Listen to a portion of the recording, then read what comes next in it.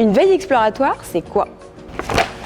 C'est être curieux et s'ouvrir à des sujets qu'on ne connaît pas. Pour dénicher le resto qui fait les meilleurs sushis, avoir les résultats de votre équipe favorite avant tout le monde, pour trouver une idée innovante et démarrer un projet de groupe.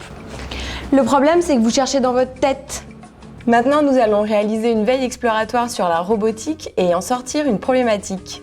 Je suis allée sur les bases de données du Learning Hub et j'ai tapé le mot-clé robotique. Super, j'ai trouvé un livre sur les réflexions sur la robotique militaire. Je parcours le résumé et je trouve la conscience, y compris morale, du robot.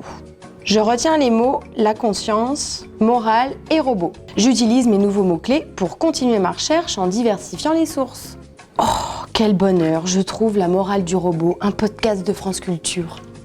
Robot tueur interdit. Tiens, un robot tueur.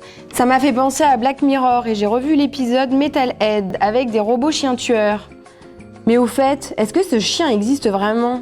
J'ai demandé à Google. Tiens, Boston Dynamics,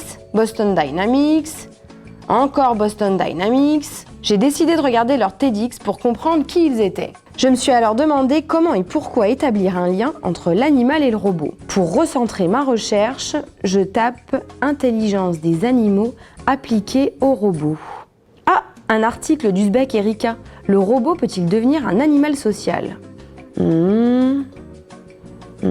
Pas vraiment.